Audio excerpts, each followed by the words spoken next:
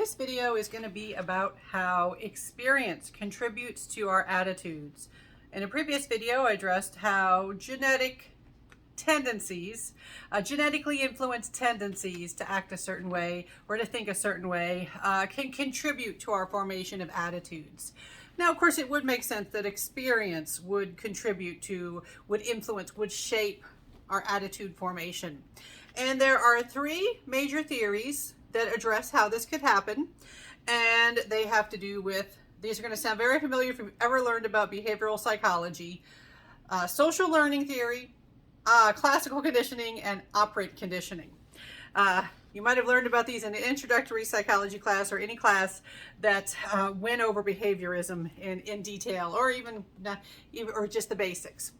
And so, social learning theory, remember, this has to do with imitation and modeling. We learn our attitudes by observing and imitating others. Other people's attitudes, what they show to the world about their attitudes, they influence our attitudes or how we adopt particular attitudes. So this can include many things. The family that you're raised in, we often will see their attitudes displayed, their behaviors that convey how they feel about certain groups of people, certain practices, products, religion, politics. There's so much that you kind of absorb from the people around you. It doesn't just happen with family members. Your role models, because you do have like a role model that you imitate with social learning. It could be friends, could be celebrities, it could be anybody you respect or anybody you're around or you get to witness. You can imitate their behavior. So as some examples, sometimes when people see things depicted on TV, it can influence attitudes. So like if you have a prejudicial attitude towards a group of people, and then they start having characters that belong to that group represented in TV shows and movies, sometimes the attitudes can be shifted, they can be changed just because you get more exposure. And also you get to form different feelings and things like that. Also, you can see other people's reactions, and this is where the social learning really comes in. Other people's reactions, like you'll find out that, somebody you really admire, they are friends with this person, or you see people interacting and it can influence how you feel. We'll see like work environment. You might see that certain people where you work are treated a certain way. It can shape your attitudes towards that group of people, right? So this is one of those things you can probably look in your own life. You can probably think of many ways that the attitudes of people around you have shaped your own attitudes. Sometimes they shape you in the direction where you want to move far away from them, and others where you more act similarly. All right, so what else could we have? You can have conditioning. So you can have classical conditioning. If a lot of people, when they remember classical conditioning, they remember Pavlov's dogs and learning how to salivate to the sound of the bell.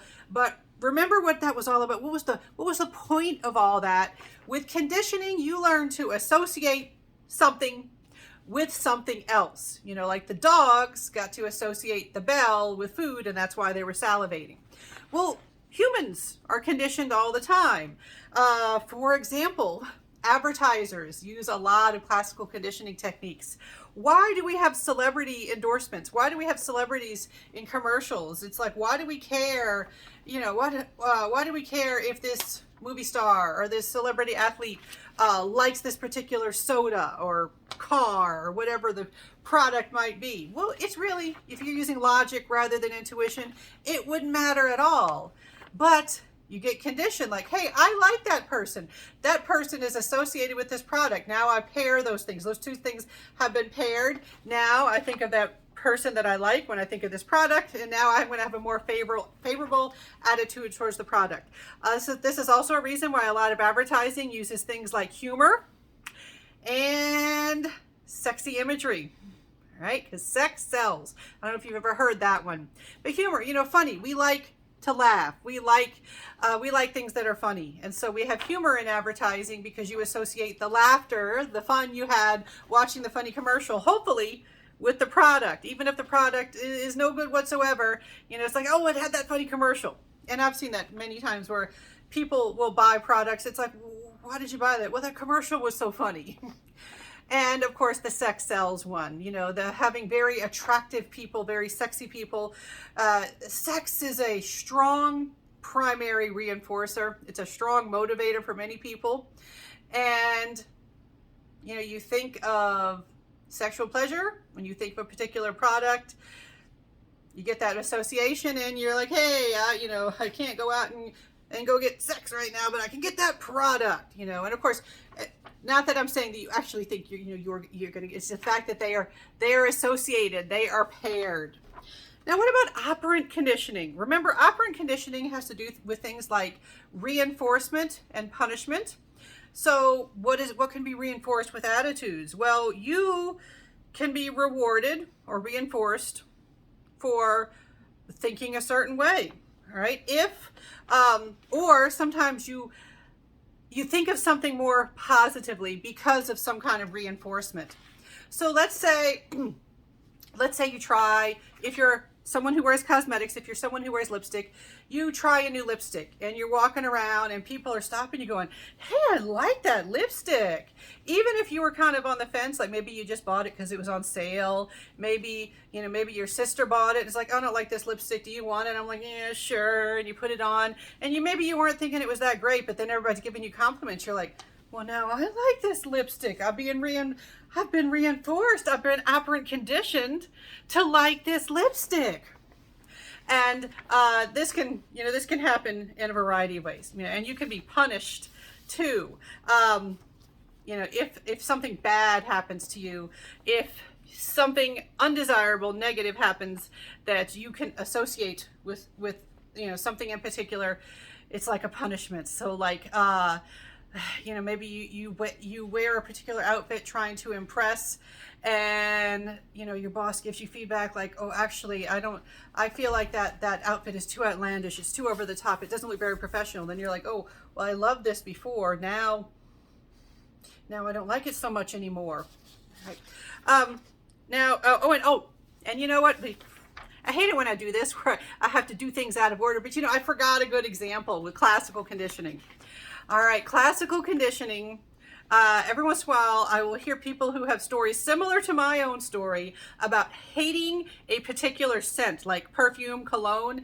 They will hate it, not because it's inherently stinky or anything to them, but because of somebody who wore it. You know, you'll have that somebody in your life that always wore a certain scent, and then you hear that scent and you're just like, ugh, now I'm in a bad mood, or I will never wear that scent because I associate it with that person. Yeah, in my case, it was, you know, somebody who I dated in the 7th grade. So, you know, it was a serious relationship.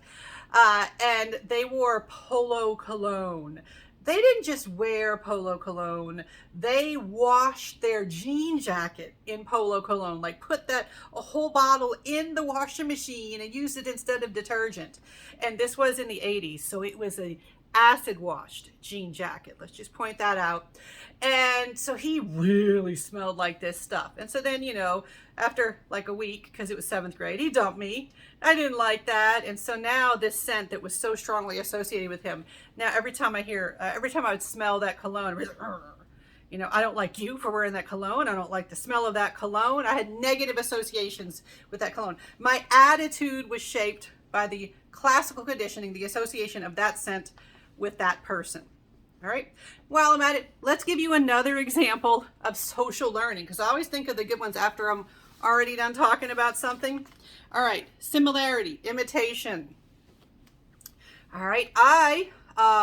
In my family, I like to encourage respect for people's gender identity and pronouns. If somebody tells you their identity, they tell you their true name, they tell you your pronouns. In my family, very strongly believes, yes, you should accept that. Our attitudes are overwhelmingly, yes, that is valid. Let's accept that. Let's respect that. Recently, I had to spend some time with the family that, you know, through relatedness, you know, I had to spend time with a different family that does not have those same attitudes. And it was really interesting to see how you had kind of the head of the family as the leaders, as the role models, and everybody on down the line imitating, saying the same things, endorsing the same behaviors, expressing the same beliefs, you know, and kind of the same thing happening in my family. We influence each other. You know, the behavior you see in children is often influenced by the behavior seen in the older members of a particular family. And so that, you know, that's another example of attitudes being shaped by social learning. Who are the role models that you're exposed to, that you're surrounded by? All right, so those are your examples of how attitudes can be shaped by experience. So you have some good examples to work with for social learning theory, classical conditioning, and operant conditioning.